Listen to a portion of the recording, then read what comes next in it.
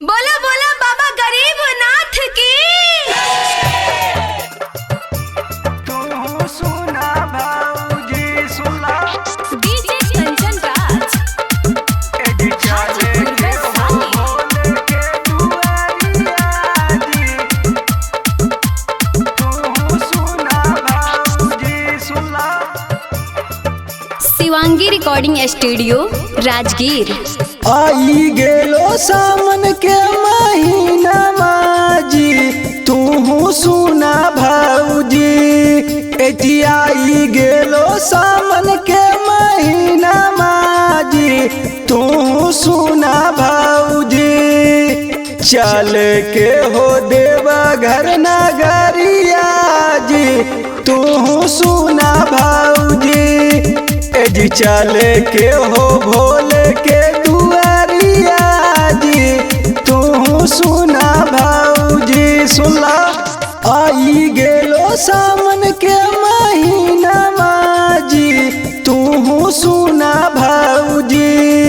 AG आई गेलो सामन के महीना माजी तू सुना भाऊजी।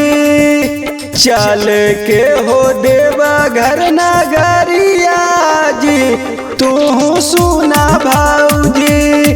एजी चल के हो भोले के दुआरिया जी तू सुना भाऊजी सुनला। तू सुना भाऊजी सुनला।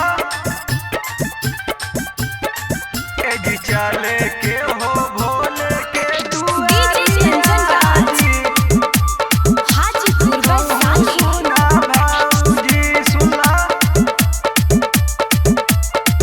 एजी चल के हो भोले के दुआरिया जी। पहिला सोमारी जलवा ढारी हाजी तू सुना भाऊजी। एजी पहिला सोमारी जलवा ढारी हाजी तू सुना भाऊजी।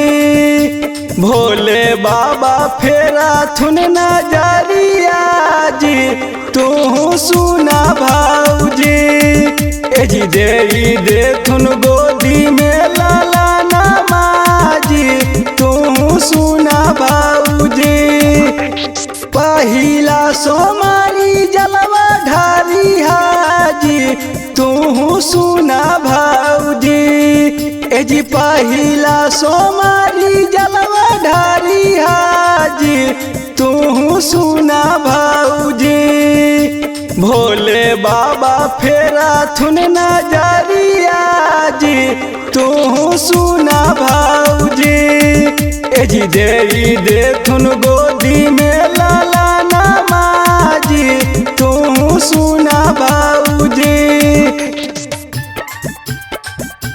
तू सुना भाऊजी सुनला। एजी चल के हो भोले के दुआरिया जी हाजीपुर वैशाली। सुना भाऊजी सुनला।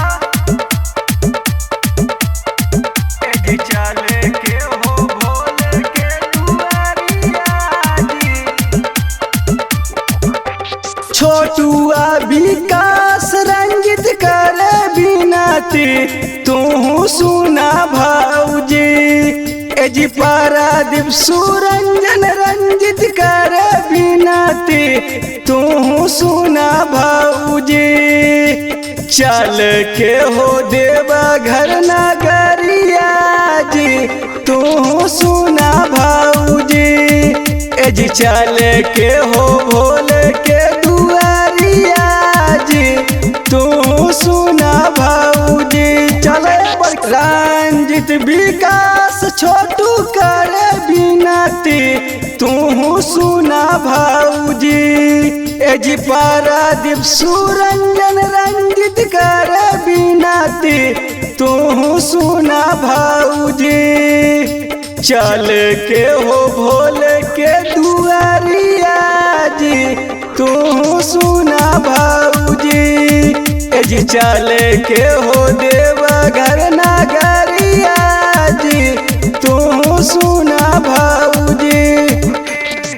Shivangi recording studio Rajgir.